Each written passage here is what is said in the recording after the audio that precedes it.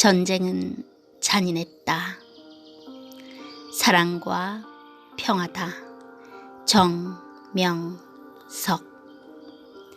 열사병으로 헉헉거리다.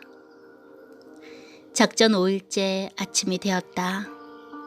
전날부터 수통에 물이 다 떨어져서 행군 중에 수통이 나무나 돌에 부딪히면 벙벙 북소리가 났다. 우리는 시레이션으로 아침 식사를 했다. 물이 떨어지면 전투용 식량은 항상 남는다. 물이 없으면 목이 타서 먹을 수가 없기 때문이다. 온종일 해안 쪽으로 적의 주둔지를 목표로 삼고 서서히 침투해 내려갔다. 그런데 이날도 역시 적의 인기척조차 발견할 수 없었다. 오랜 시간 작전을 하다 보면 소변은 행군하면서 흘끔흘끔 좌우로 방향만 돌려 급히 내뿜고 간다. 큰 볼일은 1시간 행군 후 5분 쉬는 시간이 있는데 그때 처리한다. 그리고 밤에는 각 분대마다 야전 화장실을 파서 사용한 후 떠날 때는 흔적도 없이 모두 덮어 위장하고 떠나간다. 행군 중에 공만한 거북이 한 마리가 지나가다가 우리 대열에 밟히기 시작했다. 목을 내밀고 기어가려고 하면 뒷사람이 와서 밟고, 또 목을 내밀고 기어가려고 하면 다음 사람이 또 밟고, 결국 맨 뒤에서 마지막으로 오는 사람이 밟을 때까지 기어가지 못했다. 아무리 밟아도 깨지지 않고 죽지 않으니 거북이 뚜껑이 이렇게 철판인가 하고 행군 중인 병사들은 재미있어서 더욱 발을 구르며 밟아댔다. 그래도 꿈쩍도 하지 않는 거북이 거죽은 정말 철판 같았다. 그러나 그 거북이는 맨 뒤에 오는 병사가 이렇게도 안 죽나? 그 거죽이 얼마나 강한가 보자 하고 두 손으로 꼭 쥐고 바위에 몇 번이나 찧어서 결국 거죽을 깨뜨려 죽였다고 했다. 이 말을 들은 병사들은 기분 나빠하며 왜 재수없게 거북이를 죽였냐고 했다. 거북이를 죽이면 신변에 좋지 않다고 말하니 그 병사는 온종일 불안해하며 그 행한 대로 정신적인 고통을 받았다. 성경에 악인은 잔인하다고 했다. 잔인한 행실을 한 그 병사는 작전에 나갈 때마다 신변에 무슨 일이 일어나지는 않을까 불안해했다. 우리는 험한 행군으로 온종일 땀을 비오듯 쏟아내고도 물을 못 먹어 힘이 쭉 빠졌다. 무거운 배낭을 벗고 작은 능선 봉우리를 둘러싸고 야간 근무를 배치한 후 모두 기다렸던 저녁 식사를 했다. 배들은 고팠으나 모두 물이 떨어져 제대로 먹을 수가 없었다.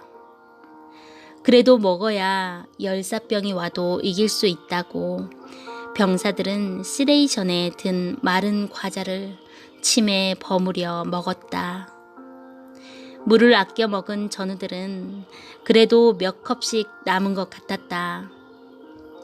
시레이션 깡통으로 화덕을 만들고 모기향을 이용해 불을 피워서 시레이션 깡통에 든 고기에다 베트남 고추를 넣고 끓여 먹으니 얼큰하여 생기가 돌았다. 체질에 밴 시레이션은 이제 일반 식사가 되었다.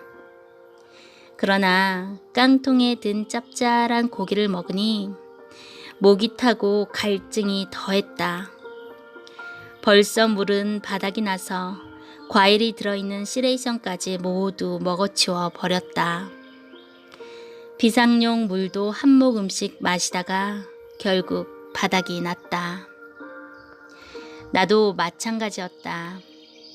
이틀 후에나 물 보급이 된다는 것을 알았기에 모두 물을 아꼈지만 목이 타서 마시고 머리 감고 이 닦고 몸 닦는데 결국 다 써버렸다. 소낙비 한 번만 오면 모두 해결되겠건만 베트남의 그 흔한 비가 5일이 지나도록 슬슬 몇 번 뿌리기만 했지 줄줄 쏟아지지는 않았다. 사람이 물의 제재를 받지 않고 살 때는 물의 귀함을 모른다.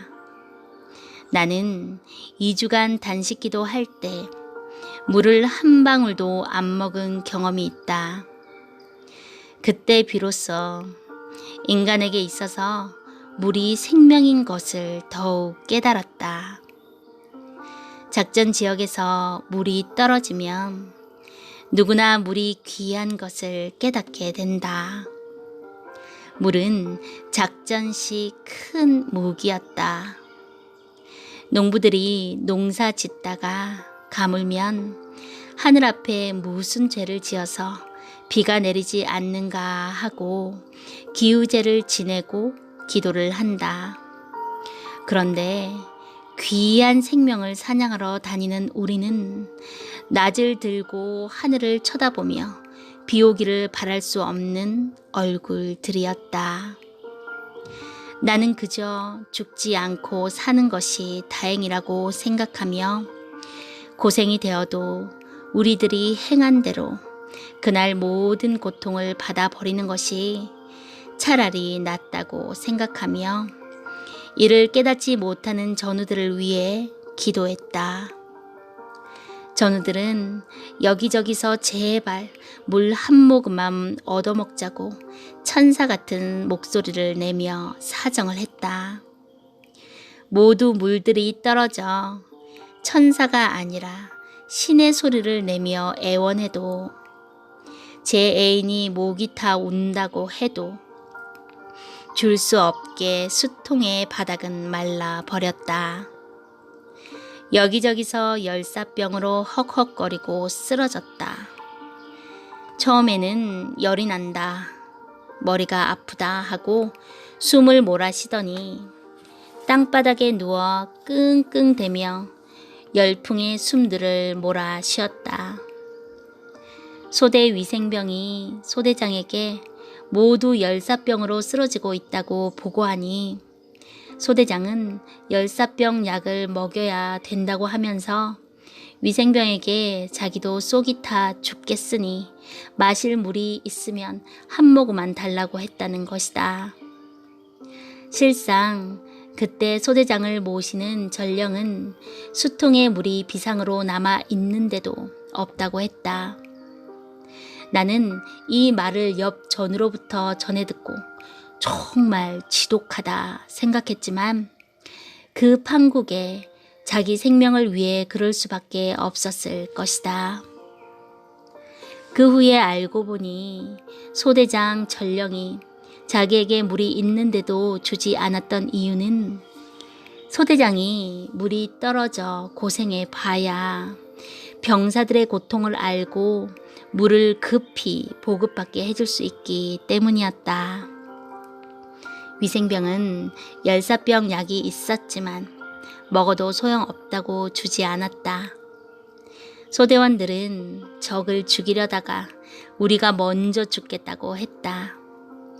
분대장들은 소대장에게 쫓아가 분대원들 다 죽어간다며 우리 위치가 적으로부터 발각되든지 말든지 중대장에게 말하여 내일 물 보급을 받자고 급한 소리들을 했다. 소대장 역시 힘이 빠져 기진맥진했다. 사람의 몸에 물이 빠지니 힘이 빠지고 버르적거리며 맥을 못 썼다. 물은 생명을 존재케 했다. 물이 사람에게 큰 힘을 주는 에너지임을 깨닫게 됐다. 우리 소대뿐 아니라 이번 작전에 참가한 우리 중대에 속한 다른 소대까지도 물이 떨어져 열사병 환자들이 많이 늘어났다. 이래도 물 보급을 받을 수 없는 것은 지난 4일 동안 절벽을 오르내리며 죽도록 고생해 왔고, 내일이나 모레면 목표지인 베트콩들이 있는 지역에 도착하는데 물 보급을 받다가 베트콩들에게 우리 작전이 드러나 모두 헛수고가 될까 해서였다.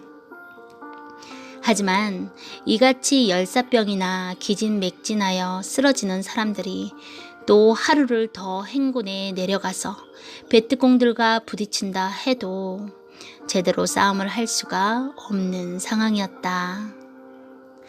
열사병에 걸려보지 않은 사람은 잘 모를 것이다. 일어나 앉을 수도 없고 조금도 걸을 수가 없다. 차의 엔진이 열받아서 멈추는 것 같이 열이나 모든 지체가 제대로 작용을 못하는 상태로 그야말로 열나서 심할 때는 죽기까지 하는 병이다.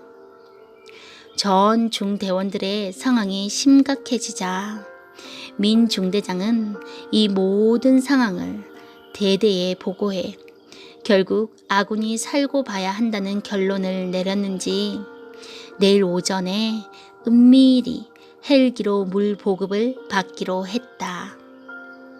물 보급을 받는다는 소식을 듣자 모든 중대원들은 1차 정신적인 물을 마신 기분이 들어 모두 생기가 돌고 희망에 부풀었다. 역시 사람에게는 정신이 생명이고 희망이 생명이었다. 아멘.